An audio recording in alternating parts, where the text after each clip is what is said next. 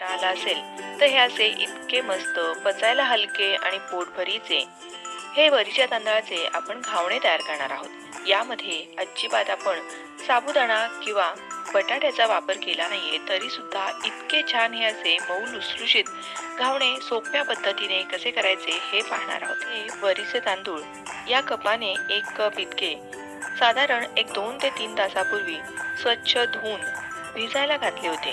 2 ते 3 पाण्यामध्ये स्वच्छ धुवून घ्यायचं आणि मग हे भिजायला घातले। त्यानंतर यामधलं सगळं पाणी हे निथळून काढलं आणि मग एका मिक्सरच्या भांड्यामध्ये हे घालून घ्यायचे आहेत। लगेच यामध्ये त्याच कपाने साधारण पाव कप इतकं मी यामध्ये पाणी घातलं, कारण खूप जास्त पाणी घातलं तर ते मिक्सरमधनं बाहेर येतं आणि तांदूळ व्यवस्थित वाटले सुद्धा जात नाहीत। आता हे असं पीठ तयार झालेलं आहे। अगदी शक्य होईल तेवढं बारीक असं दळून घ्यायचं आहे। आता शिल्लक राहिलेलं पाणी हे मिक्सरच्या भांड्यामध्ये घालायचं। यामधलं पाव कप पाणी इतकं राहिलेलं आहे आणि मग हे मिक्सरच्या भांड्यामधलं पाणी या पिठामध्ये ओतून घ्यायचं।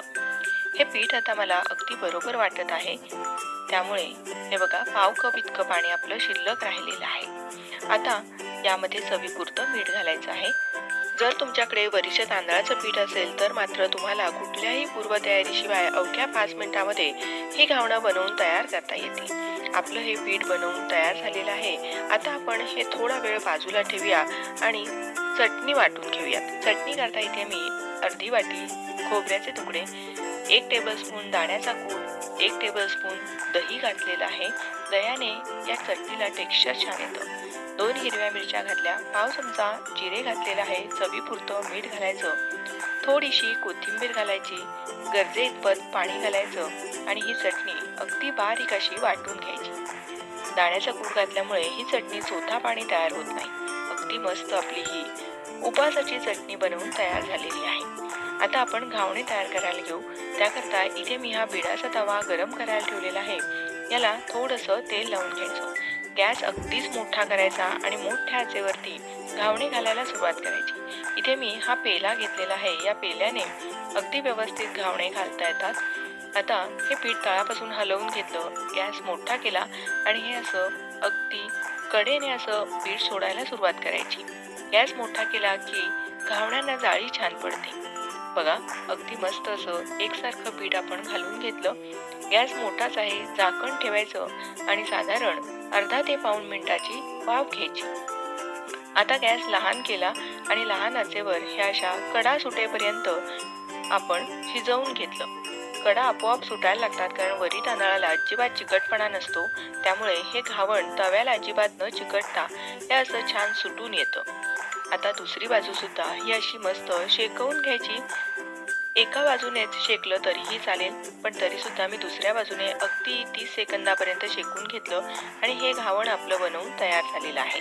असं मी टोपलीत काढून ठेवलं। आता दुसरं घावण करण्यापूर्वी पुन्हा थोडंसं तव्याला तेल लावून घ्यायचं आहे आणि तुमच्याकडे जर बिडाचा तवा नसेल तर आपला नॉनस्टिक जो तवा असतो त्याच्यावर सुद्धा हे घावणे घालता येतात। पुन्हा तळापासून पीठ हलवून घ्यायचं, कारण वरीचं पीठ आहे हे तळाशी बसलं जातं, त्यामुळे तळापासून हलवून घ्यायचं आणि मग हे घावण घालताना नेहमी असं कडेने घालायला सुरुवात करायची आणि मग मध्यभागी घालायचं, कारण मध्यभागी तवा फार गरम असतो, म्हणून कडेने घावण घालायला सुरुवात करायची। पुन्हा झाकण ठेवायचं आणि साधारण अर्धा ते पाऊण मिनिटाची वाफ घेतली। गॅस लहान केला। प्रत्येक वेळी घावण घालताना मोठ्या आचेवर घावण घालायचं आणि मग नंतर गॅस लहान करायचा आहे। मोठ्या आचेवर छान अशी या घावणांना जाळी पडते। हे आपलं दुसरं घावण सुद्धा इतकं मस्त जाळीदार बनवून तयार झालं आहे।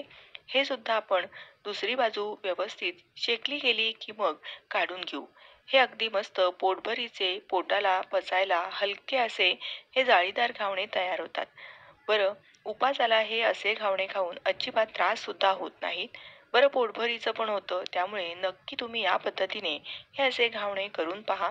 मी बाकीचे सुद्धा सगळे घावणे याच पद्धतीने तयार करून घेणार आहे।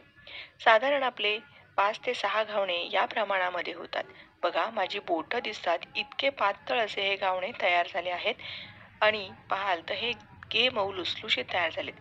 यामध्ये आपण साबुदाणा घातला नाहीये, बटाटा घातला नाहीये, तरी सुद्धा हे असे इतके मऊ लुसलुशीत जाळीदार घावणे तुम्ही सुद्धा उपासाला नक्की करून पहा। रेसिपी थोडी जरी आवडली असेल तर प्लीज एक लाईक करा, तुमच्या मित्रमैत्रिणी नातेवाईकांपर्यंत जास्तीत जास्त शेअर करा।